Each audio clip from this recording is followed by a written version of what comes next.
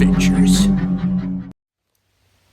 All right, guys, do a part 2 of this video of what we're hunting with. Once again, we are out by Chuck's little spot here, hunting black bear, brown bear, and moose. Whatever walks by. Whatever walks by. Even coyotes would be cool. Yeah, nothing's walked by yet. I've seen a huge coyote out the power line in that direction. It's fur so thick it looks like a wolf. Oh, wow. But yeah, it was a coyote. You can tell by the face. So Chuck's kind of got the same stuff. So tell us what you have.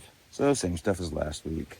I've got the 458 SOCOM, primary arms, Pro 2A tactical, 18-inch barrel. I've got forward grip on there, and then I've got the anechoic 45L can on here, which has gotten really dirty today. But and I've got this non-flow-through cap on there, and pretty good can for supersonics. It is going to be loud because it's supersonics, but it does a pretty good job. And it's way better than the not having the can. And discount code Alaskan on anechoic. You got to get you an anechoic suppressor. Yeah. And so that's what I'm carrying. Of course, can't forget the 44 Magnum, Smith & Wesson 629, mostly loaded with 255 grain buffalo bore. This stuff is actually really good. It penetrates just like the 340 grain, almost as good as the 340 grain plus B plus.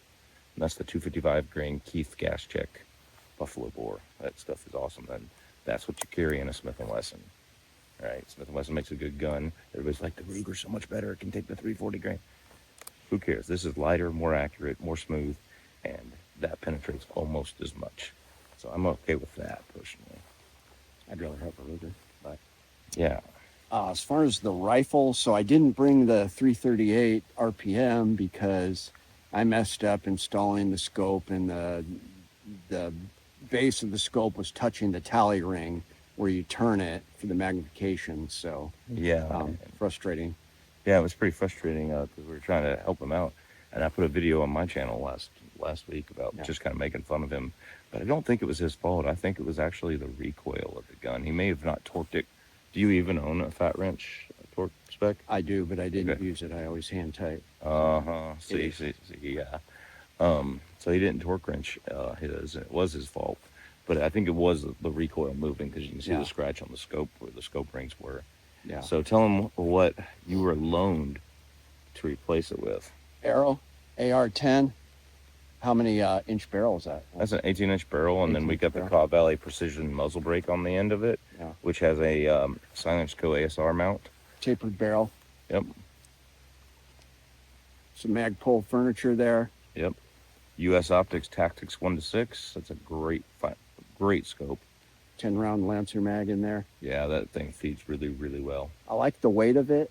Mm-hmm. Yeah, this is a really nice hunting rifle for Alaska. Yeah, that's the CMV, Charlie Mike Victor barrel in there. And it's really tapered. It's like a bull barrel down towards the chamber, and it gets up to like a government profile almost towards the end there. So it's tapered really well.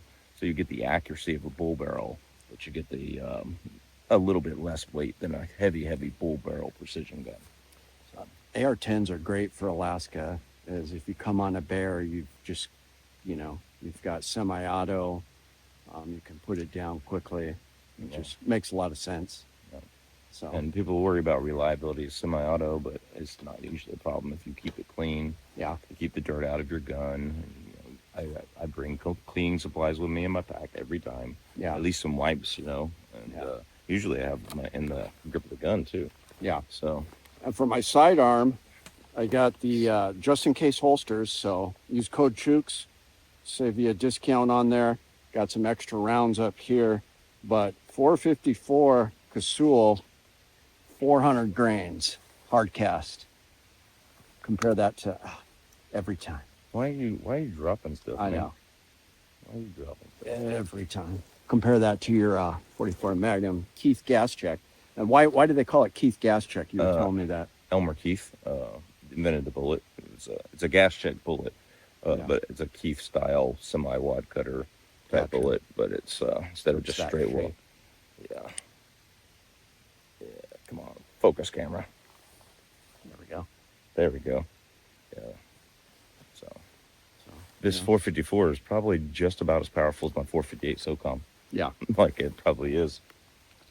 And then the Ruger Toklat, of course, 5-inch barrel. This thing is just amazing. Even Chuck says it's the greatest revolver for Alaska bear protection. Absolutely. This is the #1 revolver. It's a way lighter. It can take heavy loads way lighter than a 500 Smith & Wesson or a 460 Smith & Wesson. But you can take the heavy loads in 454. You can shoot 45 Colt through it if you want to. Yeah. It's not cut for moon clips. That would be the next step. But Yeah. where you can shoot 45 ACP. But like, yeah, this is the ideal Alaskan revolver right here. If you disagree with that, you probably like Democrats. Right. And we actually both have, I'm like Chuck, I'm carrying like 10 guns today. We both have tertiaries. What's your tertiary? Glock 29, baby. Glock Yeah. 29. 10 mil, 1 full centimeter, extreme penetrators. Yep. With the O-light on there that's probably worn out. That O-light. I gotta charge that thing. And I've got just something so Chuck can make fun of me. Zev Hypercomp, a 9mm. Yeah, he's got more holes on that than he does in his head. And extreme penetrators from Underwood. So it's been a great shooter. Definitely helps me stay on target because of those ports. So Yeah, helps him stay on target. He needs all the velocity he lost. He's shooting a 380 ACP because of that. I don't know. It's actually not that bad. Some people say you're losing like 50 feet per second. Well, we need to go check that because Yeah, we'll test it. So one that has a comp added on to the into the barrel, one Yeah. even just a small port, doesn't lose anything. Might even gain some. Right. Okay, but when you drill big holes back into the back of the barrel, Yeah. then you start losing some. Maybe When you 100 have feet just per second. a few holes, and you lose 50 feet per second. I've done that before with a 19 and a 19C. With Yeah. just those 2 slit holes that a real 19C is. But Yeah. that thing right there, I've got a Glock 19. Let's go compare. Some We need to velocity. do that. Let's do that. We need Especially with your chrono, because mine is such a pain to set up. I know, Trevor, yours you just set on the table and to do that. Yeah, that GoPro is nice, man. That GoPro is God's gift. or the what Garmin. The Garmin. I the said Garmin, GoPro. Yeah, you said GoPro. Yeah. Yeah, it was retarded. The Garmin. The Garmin is God's gift to rifle ballistics, just Yeah. like I'm God's gift to women, Yeah. and you're God's gift to brothels. Brothels. I knew you were In gonna a, say. in a Okay. certain part of the world. Moving along. But anyways, check out Alaskan Ballistics.